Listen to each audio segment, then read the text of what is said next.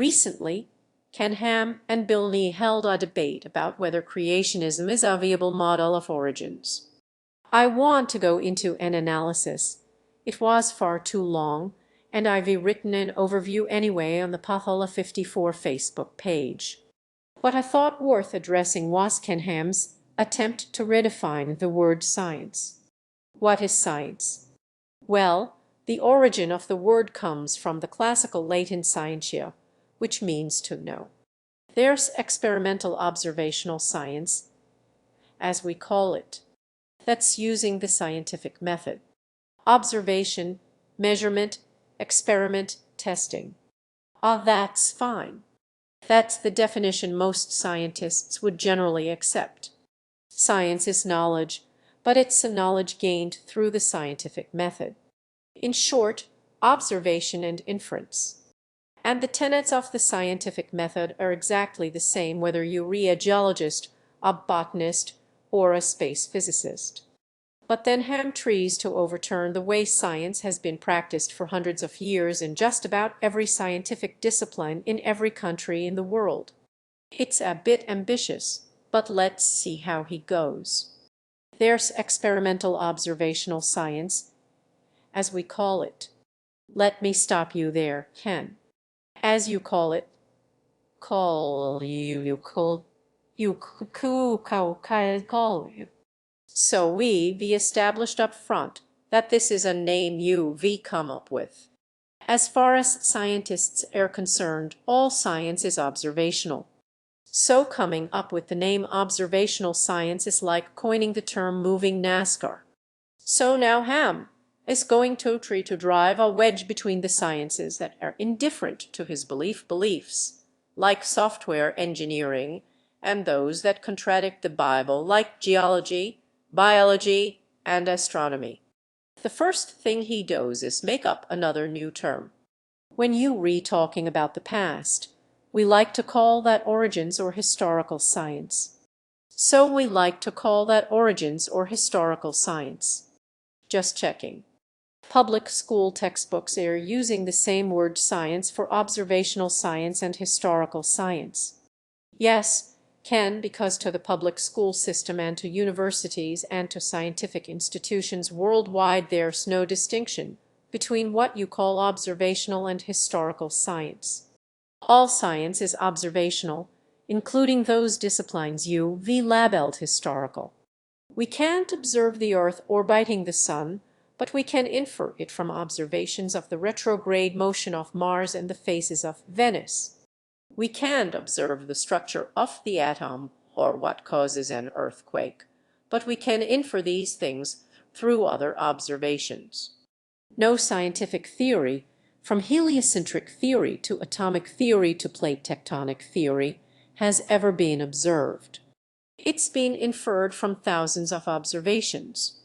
So paleontology, the scientific discipline that charts evolution over hundreds of millions of years, is based on observation and inference, just like every other science.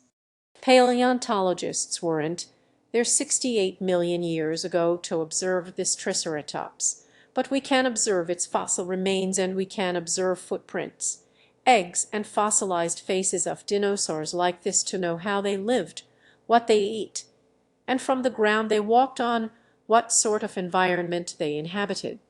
Paleontologists also observe very carefully the changes in morphology of fossil organisms moving up through geological layers of rock in which the organisms were buried.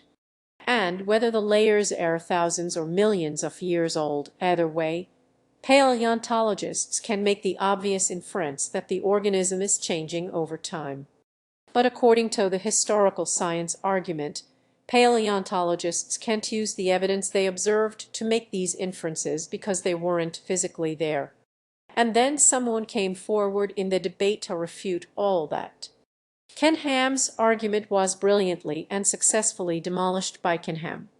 We would say as creationists, and we have many creation scientists who research this and for lots of reasons, I would say the kind in Genesis or really is more at the family level of classification. For instance, there's some dog kind, there's some cat kind, even though you have different genera, different species. And you see, based on the biblical account there in Genesis 1, creationists have drawn up what they believe is a creation orchard. In other words, they were saying, look, there's great variation in the genetics of dogs and finches and so on. And so over time, particularly after Noah's flood, you'd expect if there were two dogs, for instance, you could end up with different species of dogs, as there's an incredible amount of variability in the genes of any creature. So what's Ham just done? He's used observations of animals today, the observation that there's a wide variety of them, the observation that similar animal species are morphologically similar, the observation that each offspring has a different genetic makeup to its parents. He's used all these observations to make an inference about what happened in the past. He's even got a drawing of a triceratops, which means he accepts they once roamed the earth along with other dinosaurs, and he only reached that conclusion based on observations of fossilized bones. No, he didn't get all this from the Bible. The idea that the different kinds evolved into the wide variety of organisms we see today through natural selection is something Ham tells us he and his team of researchers have come up with through observation. And he certainly didn't get his detailed understanding of the Triceratops from the Bible. He got it from the fossil record.